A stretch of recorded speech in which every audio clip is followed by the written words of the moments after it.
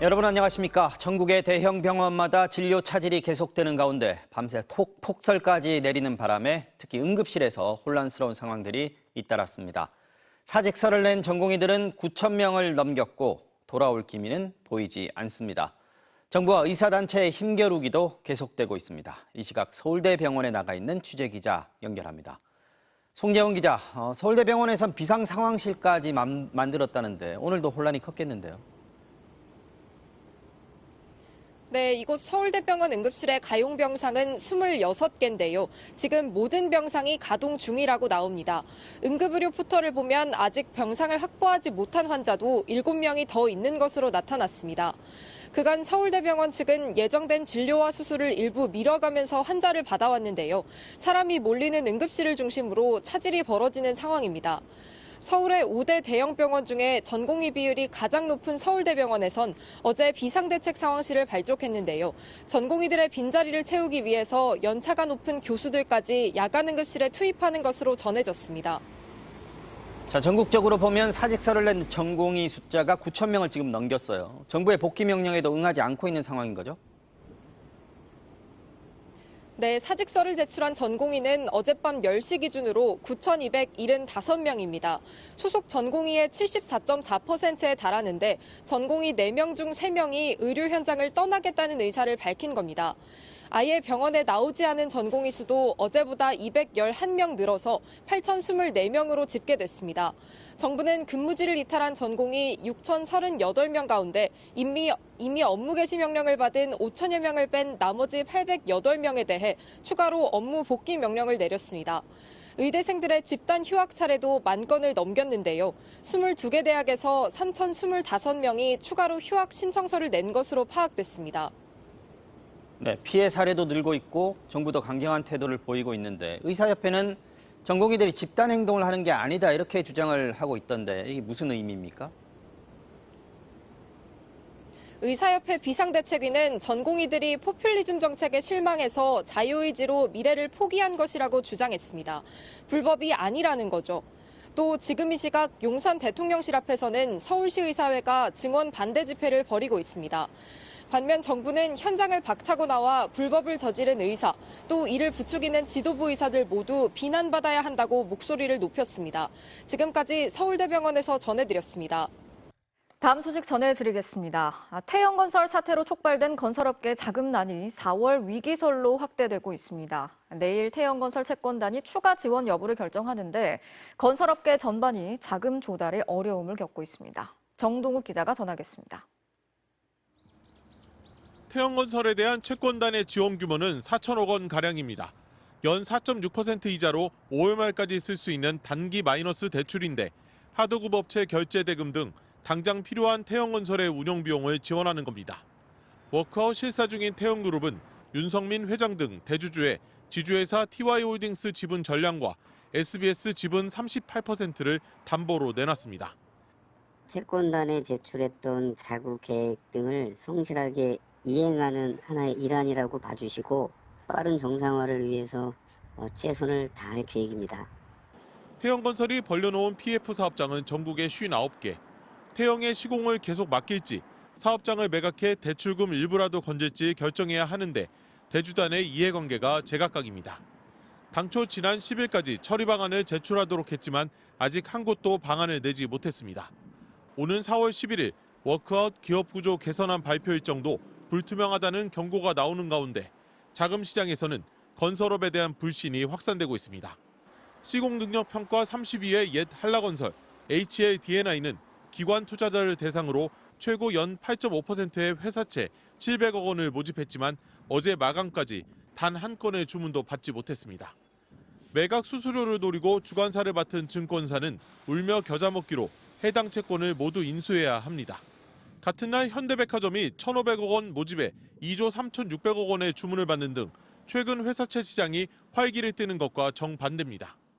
건설업종을 위험업종이라고 판단하고 바라보는 시각이 이번처럼 채권 매각의 주관사조차도 예상하지 못했던 결과로 나타나고 있습니다. 한국경제인협회는 최근 국내 건설사 10곳 중 8곳이 이자 비용도 감당하기 어려운 상황이라는 조사 결과를 발표했습니다.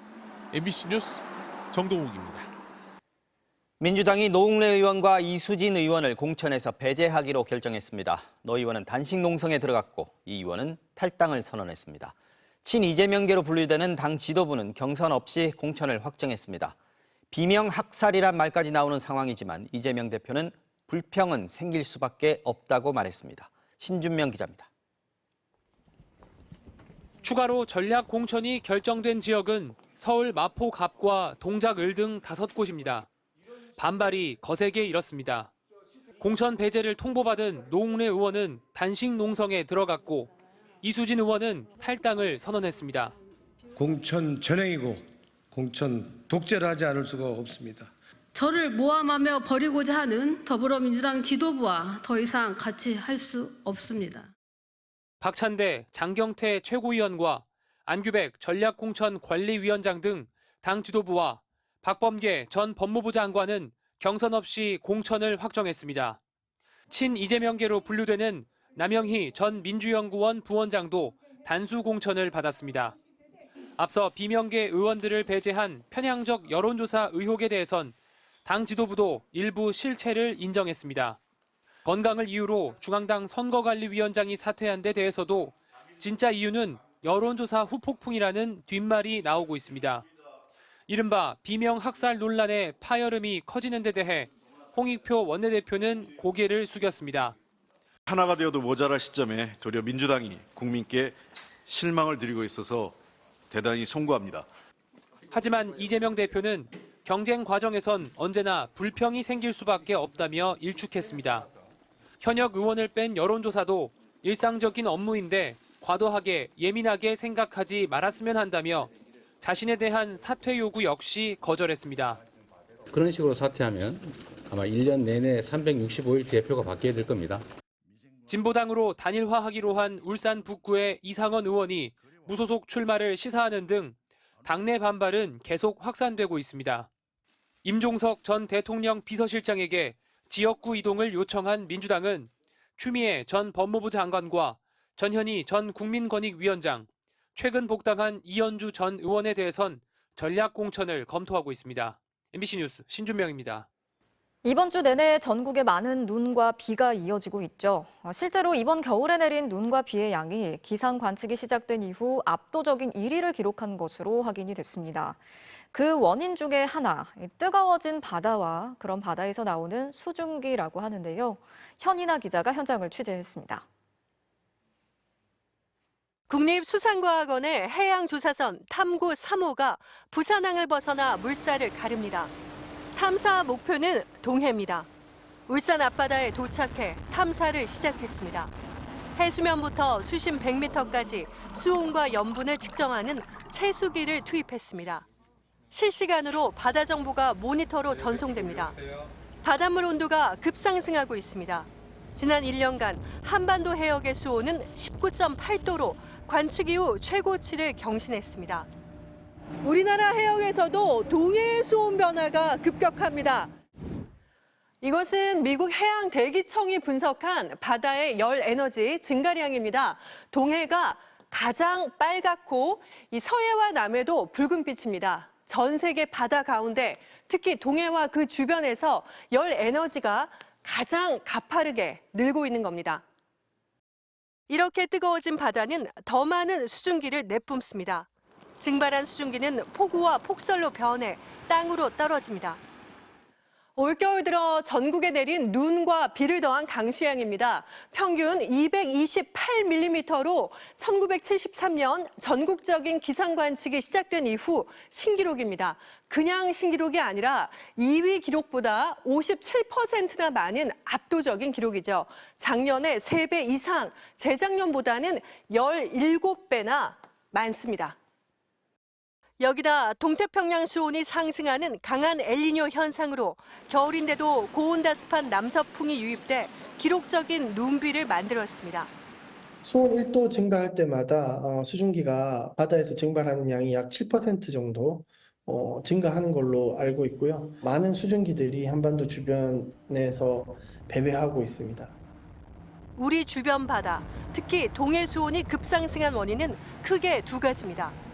지구 기온이 상승하면서 대기가 바다를 데웠고 크로시오와 대만 안류 등 아열대 해류의 유입이 늘었기 때문입니다. 대만 안류라는 우리나라 남해 그리고 동해 쪽에 영향을 미치는 그 해류의 영향까지 더해져 가지고 수온이 상승을 하게 되는 거고. 네, 이것이 크로시오 해류. 이건 대마 난류인데요. 마치 난방용 온수처럼 뜨거운 바닷물이 겨울에도 강하게 유입되고 있는 겁니다. 연구자들은 아열대 해류가 강해지는 것 역시 기후변화의 전형적인 현상 중 하나라고 말합니다. 기후변화가 진행될 때 가장 뚜렷한 시그널 중에 하나가 그 쿠로시오 해류가 뜨거워지고 북쪽으로 확장하는 그런 현상이거든요. 고수온 현상은 봄과 여름에도 이어질 것으로 보입니다. 최근에는 여름 수온이 더 빨리 상승해 폭우와 태풍 등 재난에 대한 우려가 커지고 있습니다. MBC 뉴스 현인아입니다. 윤석열 대통령의 발언을 짜깁기 한 것으로 보이는 영상이 SNS에 퍼지면서 경찰이 방송통신심의위원회에 차단을 요청했습니다. 방심위가 내일 긴급 심의를 통해 이 영상을 차단하고 삭제할 걸로 보이는데요. 하지만 이 영상은 제목에 가상이라고 밝히는 등 가짜 영상임을 알 수 있는 만큼 심의 대상이 아닌 정치적 풍자로 봐야 한다는 지적도 나옵니다. 정혜인 기자가 보도합니다. 틱톡과 메타 등 SNS에 올라와 있는 윤석열 대통령의 연설 영상입니다. 가상으로 꾸며본 윤석열 대통령의 양심 고백이라는 제목이 달려 있습니다. 저 윤석열. 윤 대통령이 무능하고 부패한 윤석열 정부는 특권과 반칙, 부정부패를 일삼았다는 식의 연설을 하는 것으로 나오는데 기존 발언을 교묘하게 잘라서 편집한 것으로 보입니다. 서울경찰청은 최근 방송통신심의위원회에 공문을 보내 이 영상과 게시글이 명예훼손 소지가 있다며 차단을 요청했습니다. 경찰의 공문을 접수한 방심위는 내일 긴급통신심의소위원회를 열어 해당 안건을 심의하기로 했습니다. 총선을 앞두고 나온 가짜 영상이자 사회 혼란을 일으키는 정보로 보고 즉시 삭제 조치를 취할 것으로 보입니다. AI 전문가들은 이 영상이 딥페이크가 아닌 윤석열 대통령의 후보 시절 연설 내용을 짜깁기한 것으로 보고 있습니다. 선관위는 총선 선거운동을 위한 딥페이크 영상으로 보긴 어렵다며 공직선거법에 위배되는 건 아니라는 입장을 밝혔습니다. 영상을 차단하고 삭제하겠다는 방심위 방침에 대해 게시자 스스로 가상으로 꾸몄다고 밝힌 영상인 만큼 정치적 풍자로 볼 수 있다는 지적도 나오고 있습니다.